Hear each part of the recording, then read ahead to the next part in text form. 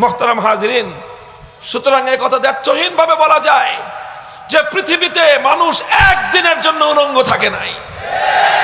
শুরু থেকেই মানুষ সভ্য ভদ্র একটি আল্লাহ পাকের সম্মানিত সৃষ্টি হিসেবে দুনিয়াতে পদার্পণ করেছে।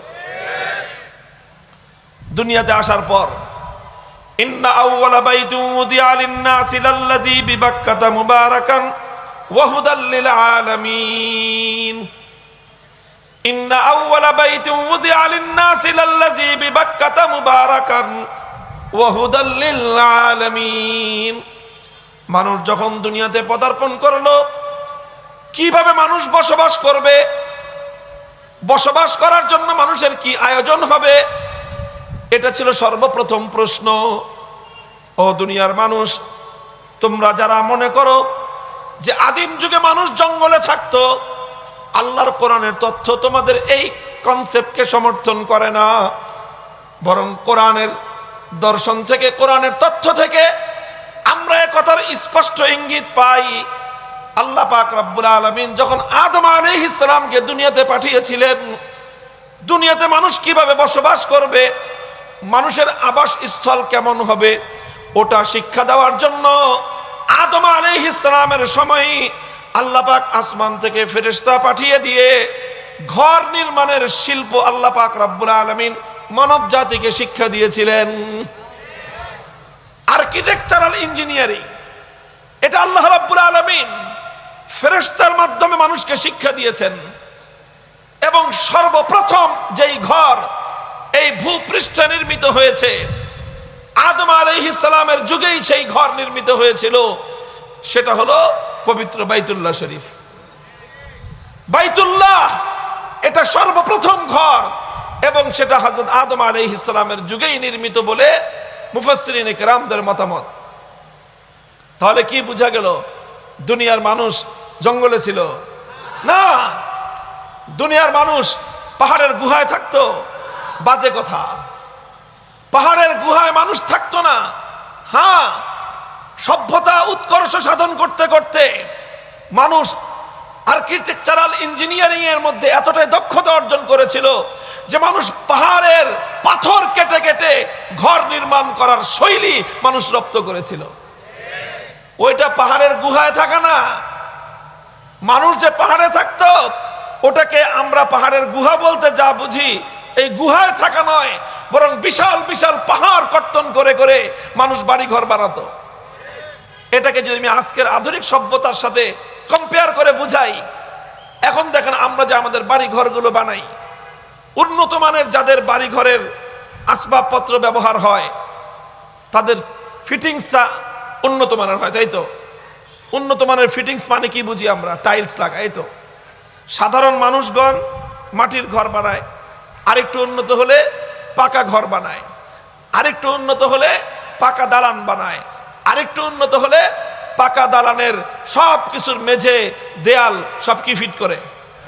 টাইলস ফিট করে।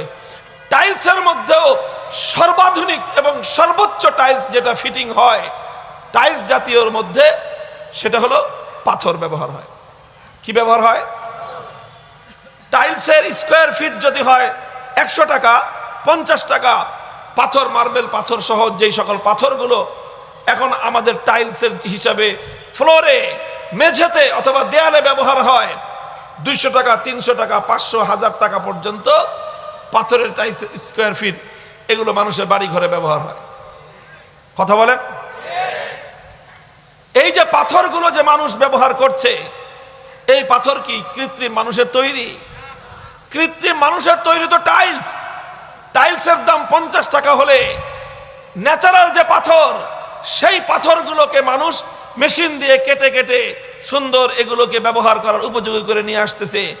এই সমস্ত পাথরগুলো ন্যাচারাল পাথর। মানুষ সর্বোচ্চ সেটার মধ্যে কিছু কালারিং করে, আর কিছুই করে না। মানুষের তৈরি কৃত্রিম টাইলসের তুলনায় ন্যাচারাল আল্লাহর তৈরি পাথরের দাম এখনো অনেক গুণ বেশি।